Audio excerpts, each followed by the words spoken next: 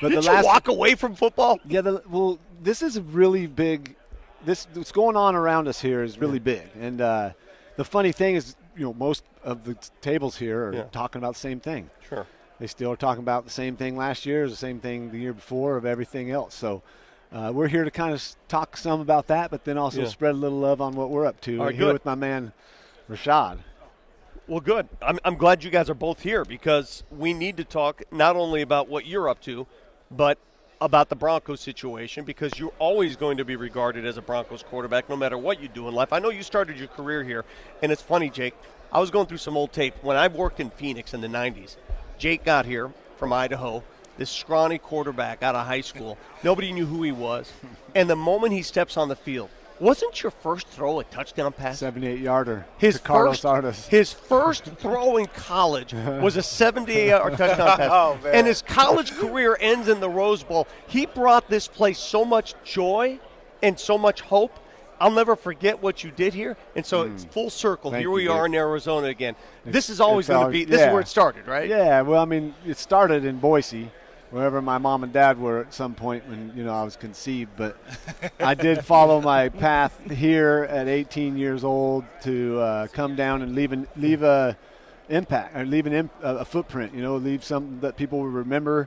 That's really what, Arizona State, I've never heard anything about them. Florida State, they're always in the national championship. I don't want to go there. Sure. I want to go somewhere and have people remember. And sure enough, we pulled that off. Not just me, but a lot of other amazing individuals. You were here with Rashad Evans, UFC light heavyweight champ. Light heavyweight, yeah. Dude, don't mess with Jake. I was going to say, Vic, he doesn't look like a lightweight to me, man. He looks pretty stout, for God's sake. Don't mess with Jake, man, when it comes to getting in the ring. I've seen him scrap. Jake is tough, man. He's a scrapper all the way through. Yeah. Did you guys ever spar or anything like that, just for good? Not yet. No? Not yet. Yeah. No, see, Jake is an athlete, so it doesn't take him long to learn anything. So I'm not trying to teach him too much right now. I got you. Rashad, can I ask you a quick question, Rashad? Because I want to know for you guys, because you are in a gladiator sport. People consider football a gladiator sport. Could you do football? No, not at that level, man. Not at that level. Like the way they're throwing balls and things like that, I mean, they're just moving at a whole nother level. And I used to work on the sidelines when I was at Michigan State, holding like the sound equipment, and just seeing how how fast those big guys can move. I was like, I'm glad I peaked in high school when it came to football. I see those guys now and go, what the hell was I doing out here? These guys are massive. Dude, could you ever get in a ring? Could you ever get in a ring knowing that this fight ends when one of us just relents or one of us gets knocked out? Not by choice, I wouldn't do that. But if I had to, I could get in there and find the nerve and the willpower. But yeah, I mean, sitting next to really a warrior that went out there and risked again. Like we don't really do it on the field as much as they want to say risk. Like we go into battle, we're really not risking our lives. Maybe our joints and our bodies a little bit, but these guys go in there with the ability that somebody could hit them wrong and hit them the right way and really do serious damage. That's intense. Before we get into your product here, I've got to ask the cursory Broncos question because I talked to Terry Bradshaw yesterday. I'm talking to everybody about Russell Wilson and Sean Payton, and Terry took some shots at Russell Wilson. I've never seen a quarterback in this league take so many pot shots from people outside of his own organization like Russell Wilson. What's going on? I don't know. I don't know Russell that well, and I don't know, the respect he's garnered in the league. I've always loved to watch him play, but I don't know how he is outside of that or how he carries himself or who surrounds him or how he interacts with his teammates.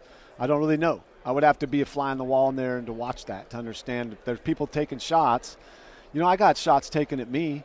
Yeah, but you gave them right back. Shannon Sharp, thank you, Shannon, for saying I wasn't good enough to lead the Broncos to the Super Bowl. Is that what he said? He had some stuff. He didn't think I was the guy that could get him to the big game. Of course, it happened after we lost in the AFC Championship, and it's easy to say that, but it's just putting that word out there. So if there's something going that's not positive in Russell's world, then it's something he's done to cause somebody to say that. They're not just making stuff up because he's a bad guy to hurt him.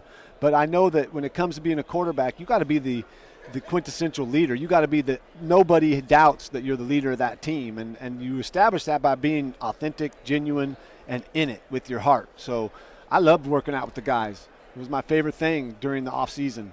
On Fridays, they all wanted to jump on a plane and go to Vegas or go do their thing, and I'm like calling them out. I'm beating you in 110s, and you run a 4.4.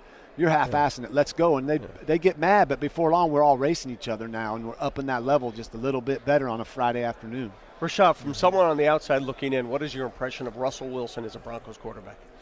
Man, I didn't give much watch to him, but I did hear a lot of the criticism that he's been having. I mean, it's tough, when you go into a situation like that and you're making a transition like he has been, creating a legacy in one team, and then having to come over and try to transplant what he was and having those expectations can be tough because he's competing against himself. So, a lot of people can falter in the character area when that happens, because when you start being criticized for your last performances and just not having it anymore, the first thing you do is get defensive, and it's easy to get in that mode. And like Jake is saying, that energy kind of breeds off. So I can definitely see, how people could start coming at them when they start feeling that kind of defensiveness in them. Fellas, it's hard to crack. It's hard to reverse that too. Sure. Once that happens, it's hard to go. Now, how do I go lead? Do I need to be more rah-rah? Like, people are going to be like, yeah, whatever. Now he's just trying to be a leader. You just have to either be it or not. And I don't know how you establish that. It's through time as your career. We have a couple minutes left in the segment. You guys are joining forces, and I'm just going to say what's on the sheet here. What is a functional mushroom, and how can it help improve your life? What is this that was handed to me That's right an here? umbo bar, our first umbo bar original. It has lion's mane, cordyceps, turkey tail reishi, and shiitake mushrooms in it, and it tastes really, really good. Most people don't like the taste of mushrooms, or they've had a bad experience eating slimy ones at a burger joint. We're putting them in a bar that's palatable. It tastes really well, really good. In fact, you'll crave eating these bars. But functional mushrooms are distinguishing between like medicinal mushrooms, psychedelic mushrooms, and functional mushrooms. So what's the difference between this and what Aaron Rodgers is? Aaron Rodgers is talking about a whole nother plant. That's a different deal. Different plant. This is an entire kingdom. I call it a queendom that we've forgotten about. That holds a lot of healing powers and ability to help us balance out their adaptogens. We forgot about them. We stopped eating them, and so we're trying to introduce them back to people to say, hey. How'd you guys run into this? I know you've always been very, very eager to find new ways. How about you, Rashad? Well, after I got retired from fighting, I was looking for ways to heal my body. And one of my fights when I was fighting in New York, I didn't get a license because I had what they seen was a brain injury. So after I got close to retirement, I wanted to do something to kind of help myself out because I'm an analyst. I work with ESPN. I usually, in front of the camera, so I don't want to sound punchy. And I wanted to get my mental health, physically speaking, and mentally, just be able to be sharp with it. So I started to look in ways to help my neurological body, and then I discovered functional mushrooms and what they could do. And we met through one of our mutual friends, Dale Jolly, who really was, schooled me on the game of functional mushrooms. Yeah, he's the glue that got us together, and now we're the three co-founders of Umbo. And, we want people to perform at their peak, whether you're an athlete or aspire to just work out or feel better, have more energy, function at a different level, be more clear-headed, sleep and rest better so that you can wake up refreshed, kind of reinvent the cycle of humanity of where we're staying up late looking at screens, eating a bunch of crap, and complaining about our health. Take it into your own hands. This is a legal on the shelves in stores. You can find it online at getumbo.com. Radio Row 10 for a 10% discount, and try it out. It won't hurt you. Well, I went to Jake privately for some help because my dad's going through some stuff, and you helped me out there, so I really appreciate that. Rashad, thank you for the time. For those who want to know, if you need the role of a present-day Jesus Christ in a movie you're doing, Jake Plummer fits that role better than anybody I know. Jake, Thank you, buddy. Vic. You're the best. I would play any part you want me to as long as you're producing and directing that thing.